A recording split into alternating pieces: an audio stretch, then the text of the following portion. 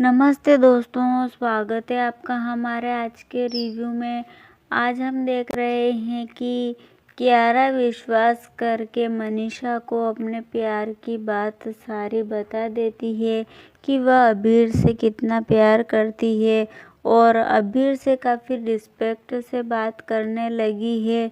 तो मनीषा कहती है कि तुम कभी अपने टीचर से ऐसे बात नहीं करती और क्या बात है, आज अबीर तुम्हारे लिए इतना इम्पोर्टेंट हो गया जो तुम उससे बड़े ही रिस्पेक्ट से बात कर रहे हो और उसके बारे में बताकर गलती ही कर देती है एक तरह से, क्योंकि मनीषा कभी भी इस रिश्ते के लिए हाँ नहीं करने वाली है और उसे मानने वाली तो बिल्कुल भी नहीं है।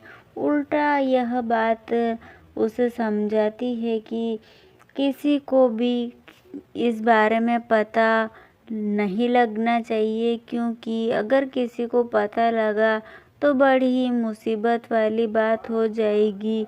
और विद्या यह बात आधी अधूरी सुन लेती है, इसलिए क्रिश उसे बातों में उलझा रहा होता है और उसे बातों में उलझाकर बाहर ले जाता है। और यहाँ पर मनीषा सारी बातें कियारा को समझा देती है कि किसी भी बारे में कोई भी बात करनी अब किसी के सामने मत करना और किसी को बताना मत। यहाँ हम देखें तो माधव अरमान से बात करने आता है। अरमान उसे कहता है कि मैं आने ही वाला था आपके पास बात करने के लिए, लेकिन आप आ गए। और यहाँ पर माधव अरमान को यह बात समझाते हैं कि विद्या की बातों में आकर विद्या का साथ देते देते तुम अबीरा के साथ कितना गलत कर बैठे हो, तुम यह जानते भी हो या नहीं।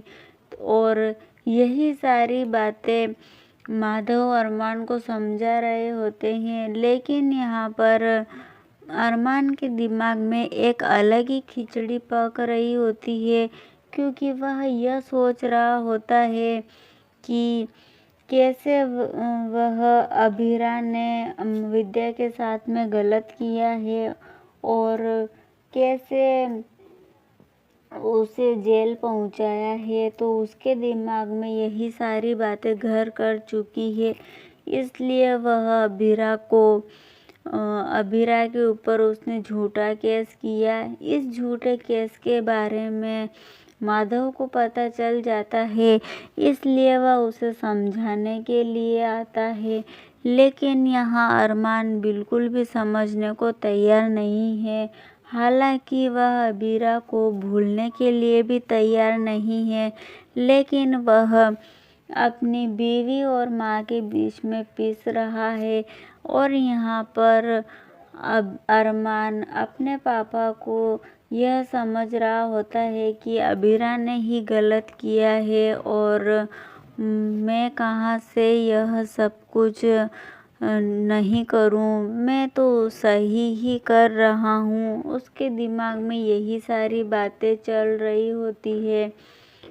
तो देखते हैं दोस्तों, माधव की कही हुई बात से अरमान के ऊपर कुछ असर पड़ता है या नहीं, या वह समझ जाएगा या हमेशा के लिए वह छोड़ देगा अबीरा को और देगा अपनी माँ का साथ। अपनी माँ गलत होने के बावजूद भी वह उसका साथ देता है। तो देखते हैं दोस्तों, अबीरा का साथ वह देता है या नहीं, दोनों एक होते हैं या नहीं, और माधव इन दोनों को एक करवाता है या नहीं। देखने के लिए हमारे साथ बने रहिए और चैनल को सब्सक्राइब कीजिए।